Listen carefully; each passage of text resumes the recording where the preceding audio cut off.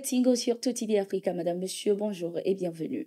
Au Mali, c'est le premier convoi de ravitaillement en vivres destiné aux populations de la région de Kidal depuis sa libération par les forces armées. Ce 8 janvier 2024, le général El Hadj Gamou, le gouverneur de la région de Kidal, a réceptionné de dons essentiellement composés de produits de première nécessité et pharmaceutiques à l'endroit des déplacés internes et aux populations marginalisées à cause des attaques terroristes. Contrairement aux affirmations de certains analystes qui estimaient que l'Algérie serait la seule voie à travers laquelle Kidal pourrait être alimentée, ces vivres du président de la transition, le colonel Assimi Goïta, étaient plutôt en provenance de Gao. Pour nombreux sur le continent, ce geste des nouvelles autorités témoigne de leur attachement au bien-être de la population et au refus d'ingérence externe sur la question sécuritaire du pays. Ces vivres permettront également de ravitailler les différents marchés de la ville. Au Niger, l'ex-ministre de l'Énergie Ibrahim Yakubu est arrêté et incarcéré à la prison civile de Niamey ce 5 janvier 2023 après plusieurs mois d'absence. Selon les informations, ce ministre du gouvernement du président déchu, Mohamed Bazoum, a été arrêté à l'aéroport de Niamey dès sa descente d'avion en provenance d'un pays du Maghreb.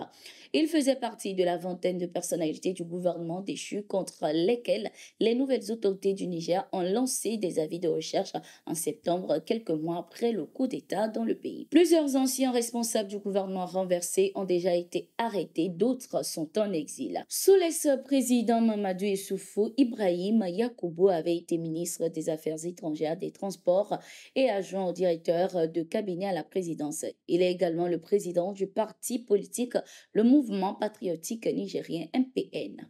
Le gouvernement de transition burkinabé a adopté en Conseil des ministres ce vendredi 5 janvier 2024 un décret portant érection du consulat général du Burkina Faso au Niger en ambassade résidente. Selon le communiqué du gouvernement, cette décision vise à consolider les liens séculaires entre les deux pays, la coopération et à défendre davantage les intérêts des Burkinabés qui y résident et sont estimés à 800 000 personnes. Il vise également à consolider les relations entre les deux pays, la concrétisation de la vision politique commune de leurs plus hautes autorités. En septembre dernier, le Burkina Faso, le Niger et le Mali ont annoncé la création d'une alliance des États du Sahel, AES, avec comme principal objectif de mutualiser leurs efforts afin de faire face aux menaces sécuritaires et de promouvoir ensemble le développement socio-économique au bénéfice de leur population. Suite à une réunion tenue par le chef de l'État togolais Fabrice Zinamnia Singbe et les responsables des forces armées togolaises FAT, certains hauts gradés et responsables de l'armée togolaise prendront leur retraite dans ce mois de janvier. Parmi ces dernières, on compte les généraux de brigade comme Lan Aditoou, ancien chef d'état-major particulier du président Fabrice Singbe, Dadja Maganawe, ancien chef d'état-major des FAT, et Yark Damhan, actuel ministre en charge de l'eau.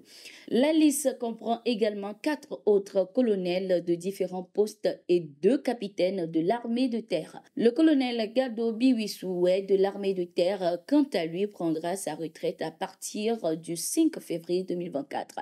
Avant d'être rayé des contrôles des forces armées togolaises, un congé libéral de 90 jours leur a été octroyé.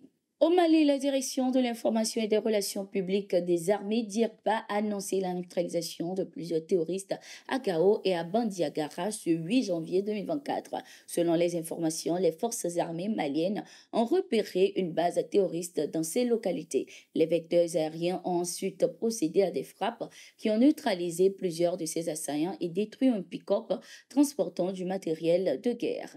C'était tout pour cette édition. Merci d'être resté avec nous. Nous serons continuer sur nos différentes plateformes. À tout de suite.